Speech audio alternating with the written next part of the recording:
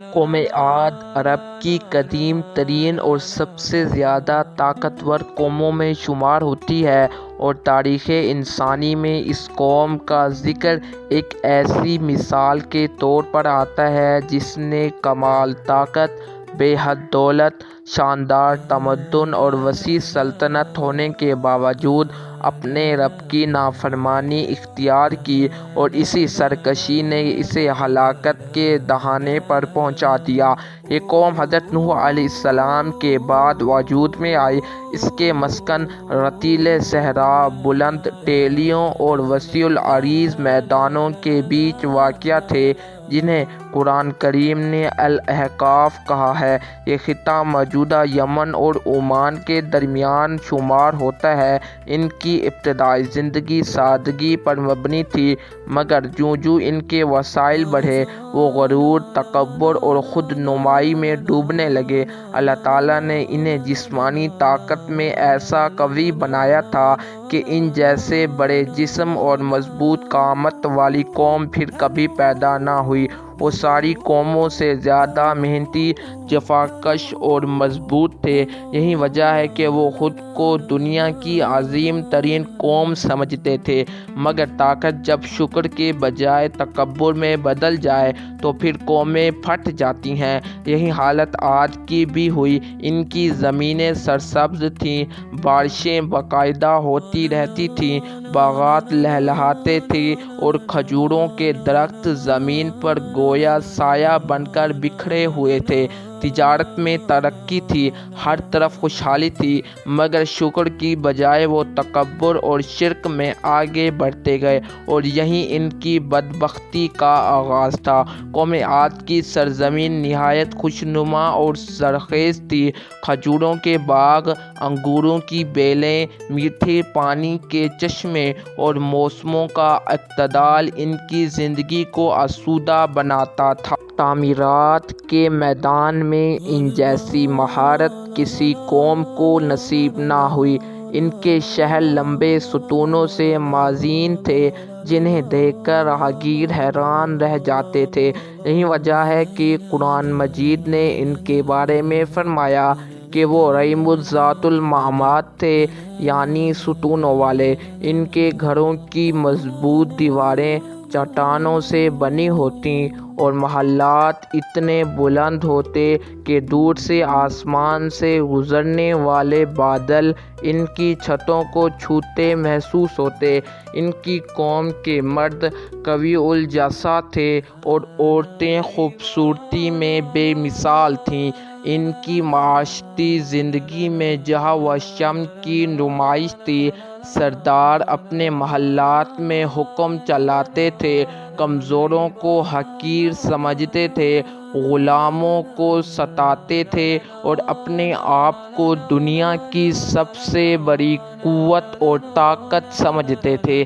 ان کی معاشرتی زندگی مضبوط تھی، تجارت پھیل چکی تھی اور زرعی پیداوار انہیں آسودہ حال بنا چکی تھی، مگر اس آسائش نے انہیں شرک گزاری سے دور کر دیا۔ انہوں نے اپنے ہاتھوں کے تراشے ہوئے بتوں کو معبود بنا لیا، قربانیاں پیش کرنے لگے اور اقرار کرنے لگے کہ یہ پتھر انہیں طاقت اور حفاظت دیتے ہیں۔ اسی غلط عقیدے نے انہیں اصل رب سے دور کر دیا اور حضرت ہود علیہ السلام کی دعوت کو سن کر بھی یہی سوچتے تھے کہ ہم سے بڑی قوم کوئی نہیں، لہٰذا ہمیں ڈرانے کی ضرورت نہیں۔ یہی تکبر ان کے زوال اور تباہی کا سبب بنا۔ قوم عاد کا مکمل واقعہ انسانی تاریخ کا وہ باب ہے جس میں انسان اپنی طاقت کو اللہ تعالیٰ کے مقابلے میں کھڑا کرنے کی کوشش کرتا ہے اور پھر انجام وہی ہوتا ہے جو عاد کو ہوا۔ ان کی کہانی اس وقت شروع ہوئی جب حضرت نوح علیہ السلام کی قوم اپنی سرکشی کے باعث طوفان میں غرق ہو چکی تھی۔ نئے دور کا آغاز ہوا۔ لوگ سرزمینوں پر دوبارہ پھیلنے لگے، بستیاں بسنے لگیں اور خاندان آباد ہونے لگے۔ انہی خاندانوں میں ایک قبیلہ بڑھتے بڑھتے ایک عظیم قوم کی شکل اختیار کر گیا اور تاریخ نے اسے قوم عاد کے نام سے یاد کیا۔ ابتدا میں ان کے اندر کچھ اخلاقی روایات تھیں، مگر جیسے جیسے وہ طاقتور ہوتے گئے وہ فطری طور پر تکبر اور غرور میں ڈوبتے گئے۔ ان کی سرزمین میں ایرام نامی شہر سب سے زیادہ مشہور تھا۔ یہ شہر اپنے بے مثال ستونوں، مضبوط تعمیرات اور شاندار محلات کی وجہ سے معروف تھا۔ ہر طرف خوشحالی تھی، ہر سمت لہلہاتے باغات تھے، پانی کی نہریں بہتی تھیں، مویشیوں کے ریوڑ تھے، کاروبار میں ان کی ترقی تھی، تجارت کی راہیں تھیں، سونا چاندی اور مختلف اجناس کے ذخیرے تھے۔ انسان جب بہت کچھ پا لے تو اکثر وہ بھول جاتا ہے کہ دینے والا کون ہے۔ یہی وہ غلطی تھی جو عاد نے کی۔ اللہ تعالیٰ نے ان کی ہدایت کے لیے حضرت ہود علیہ السلام کو مبعوث فرمایا۔ ہود علیہ السلام نہایت بردبار، نرم مزاج اور خیر خواہ تھے۔ وہ خود اسی قوم سے تھے، اس لیے قوم انہیں بچپن سے جانتی تھی۔ جب انہوں نے اپنی قوم سے کہا کہ اللہ تعالیٰ کی عبادت کرو کیونکہ اس کے سوا کوئی معبود نہیں، تو قوم نے پہلے ان کی بات کو ہنسی میں اڑا دیا۔ کہا کہ تم ہمیں کس چیز سے ڈراتے ہو؟ ہم مضبوط ہیں، ہمارے محلات آسمان کو چھوتے ہیں، ہماری قوت بے مثال ہے اور تم ہمیں کسی عذاب سے ڈراتے ہو؟ ہم سے طاقتور کوئی نہیں ہے۔ حضرت ہود علیہ السلام نے فرمایا، میں تمہارا خیر خواہ ہوں، تمہیں کسی بدلے کی امید نہیں رکھتا، میں صرف تمہیں اس راستے پر بلاتا ہوں جس میں تمہاری بھی بھلائی ہے۔ مگر ان کے سرداروں نے کہا کہ تم ایک عام انسان ہو، اگر واقعی اللہ تعالیٰ کو ہم سے کوئی بات کہنی ہوتی تو کوئی فرشتہ آتا۔ ہمارے آباء و اجداد نے جو دین اختیار کیا ہے ہم اسی کو درست سمجھتے ہیں۔ تمہاری باتیں عجیب ہیں، تم ہماری اپنے معبودوں سے دور رکھنا چاہتے ہو، یہ کبھی نہیں ہوگا۔ حضرت ہود علیہ السلام پھر بھی نہ رکے، وہ دن رات اپنی قوم کو سمجھاتے رہے کہ اللہ تعالیٰ کے ساتھ کسی کو شریک نہ کرو، یہ محلات، یہ باغات، یہ طاقت سب کچھ اللہ تعالیٰ نے دی ہے، اس لیے اس کے شکر گزار بنو۔ مگر قوم نے ان کے خلاف نفرت پھیلانا شروع کر دی۔ کہا کہ تم پر کسی جن کا سایہ ہے، تم پر جادو ہوا ہے، تم وہم میں ہو۔ حضرت ہود علیہ السلام نے فرمایا کہ میں اللہ تعالیٰ کی پناہ لیتا ہوں کہ ایسی کوئی بات ہو۔ میں تو اپنا فرض ادا کر رہا ہوں۔ جب انہوں نے دیکھا کہ قوم انگریزی سے باز نہیں آ رہی تو انہوں نے اللہ تعالیٰ سے فریاد کی کہ ان لوگوں نے حق کو جھٹلا دیا ہے، اب فیصلہ تیرے ہاتھ میں ہے۔ تب اللہ تعالیٰ نے ان پر بارشیں روک دیں۔ وہ زمین جس پر کبھی باغ لہلہاتے تھے خشک ہونے لگے، نہریں کم ہونے لگیں، کھجوریں سوکھنے لگیں، مویشی کمزور ہونے لگے اور ساحل سال تک بارشیں نہ آئیں۔ لوگ پریشان ہوئے، مگر حضرت ہود علیہ السلام کی طرف پلٹنے کی بجائے انہوں نے کہا کہ ہود علیہ السلام ہمارے لیے بدشگونی لایا ہے۔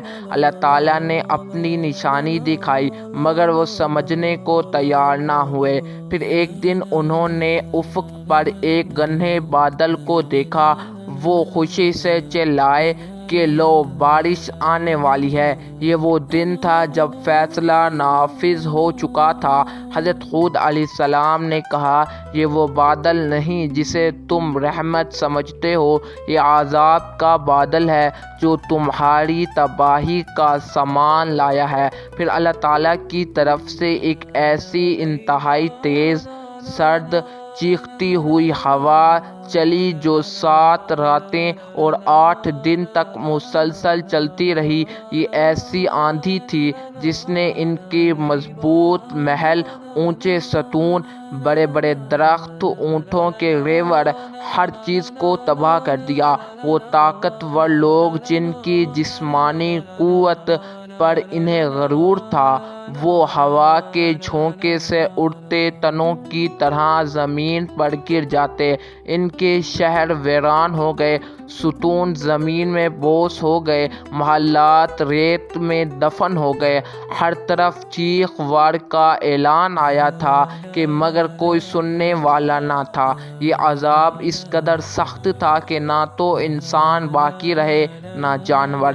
جب آندھی تھمی تو وہاں صرف ویرانی تھی۔ ان کی لاشیں زمین پر ہی ایسے بکھری تھیں جیسے کھجور کے گرے ہوئے تنے ہوں۔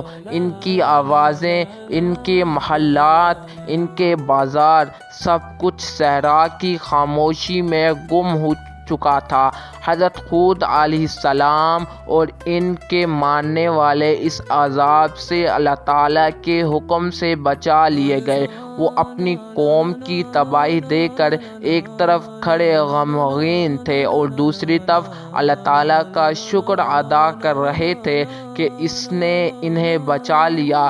یہ تھا قوم عاد کا انجام، وہ قوم جو اپنے عروج پر خود کو لازوال سمجھتی تھی، اللہ تعالیٰ کے ایک حکم سے صفحہ ہستی سے مٹا دی گئی۔ بعد کی نسلوں نے جب اس علاقے کا سفر کیا تو وہاں صرف ریت ہی ریت تھی، کوئی نشانی باقی نہ تھی۔ قرآن مجید کہتا ہے کہ تم ان گھروں سے گزرتے ہو مگر عبرت نہیں پکڑتے۔ عاد کا قصہ ہمیں بتاتا ہے کہ طاقت، دولت، محلات اور شہرت انسان کو نہیں بچاتے، بلکہ اللہ تعالیٰ کی اطاعت اور شکر گزاری ہی قوموں کو قائم رکھتی ہے۔ شرک اور تکبر قوموں کو تباہ کر دیتے ہیں اور یہی عاد کا انجام ہوا۔ امید کرتا ہوں آپ کو ہماری یہ ویڈیو اچھی لگی ہو۔ اگر آپ پہلی دفعہ ہمارے چینل پہ آئے ہیں تو کائنڈلی اس کو سبسکرائب کر لیں تاکہ ہر آنے والی ویڈیو کو نوٹیفیکیشن آپ تک لازمی پہنچتا رہے۔ آپ اپنا خیال رکھیے گا، تب تک کے لیے اللہ حافظ۔